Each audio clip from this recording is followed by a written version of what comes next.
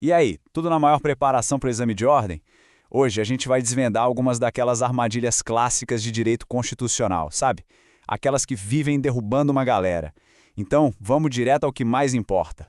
Pra gente começar, uma pergunta que parece simples, mas olha, cheia de pegadinhas. Uma lei que passou por todo o rito, foi aprovada, assinada, ela ainda pode ser considerada inválida? A resposta, talvez não seja tão óbvia assim. E para responder essa pergunta, a gente precisa voltar um passo. E lá na base de tudo, a separação dos três poderes.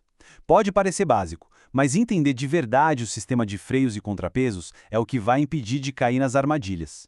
Agora, o ponto mais interessante aqui é justamente como essas funções se misturam. Cada poder tem sua função principal, a chamada função típica, certo? Mas eles também exercem as funções atípicas. O executivo, por exemplo, legisla com medidas provisórias. O legislativo julga em processos de impeachment. É exatamente nessa dança de competências que as questões da prova adoram nos testar.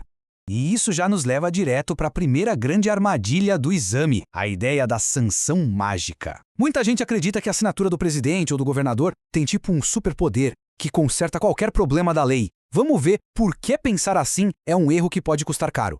Pensa nesse cenário, que é um clássico de prova. Um parlamentar, cheio de boas intenções, propõe uma lei para aumentar o salário dos servidores. O projeto é aprovado no Legislativo. Aí o chefe do Executivo, o governador ou presidente, achando a ideia ótima, vai lá e sanciona. Tudo parece perfeito, não é mesmo?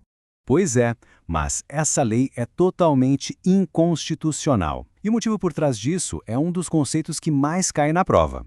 O nome do problema é vício de iniciativa. Basicamente, isso acontece quando a lei nasce no lugar errado. A Constituição define quem pode dar o pontapé inicial em certos tipos de lei. Se essa regra for quebrada, a lei já nasce morta, é nula desde o comecinho, como se nunca tivesse nem existido.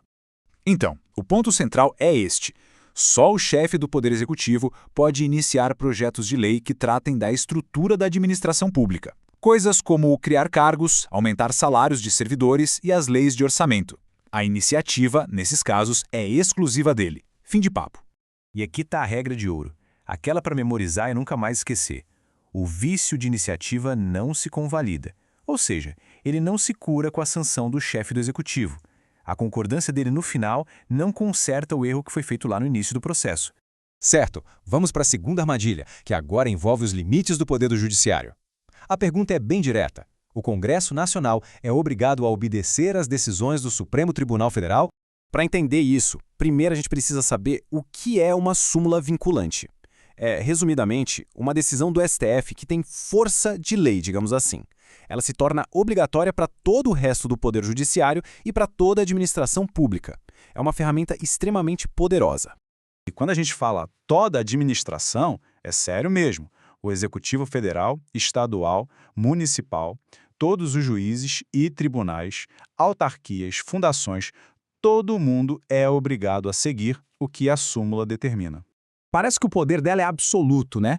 Mas tem uma exceção crucial. E é claro que é nessa exceção que a prova da OAB adora focar. A súmula vinculante, pasmem, não obriga a função legislativa. Em outras palavras, o poder legislativo não é proibido de criar leis novas, mesmo que elas vão contra uma súmula. E a lógica por trás disso é genial e protege o nosso sistema. Pensa só, se uma súmula pudesse impedir para sempre a criação de leis sobre um tema, o judiciário estaria na prática legislando. Ele viraria uma espécie de super-rei, congelando o poder do legislativo, o que seria uma quebra total da separação dos poderes. Muito bem, vamos amarrar tudo isso. Entender esses dois pontos que a gente discutiu é, sem exagero, a chave para a aprovação e o antídoto perfeito para essas armadilhas da prova. Então, primeira lição para levar para a prova. A caneta do presidente não faz milagre. Se uma lei sobre aumento de servidor começou com um parlamentar, ela já nasceu errada. E ponto final. Sempre, sempre mesmo, verifique a iniciativa. E a segunda grande lição? Súmula vinculante é poderosa. Sim, muito poderosa. Mas esse poder todo para na porta do Congresso Nacional quando ele está fazendo o que nasceu para fazer, criar leis.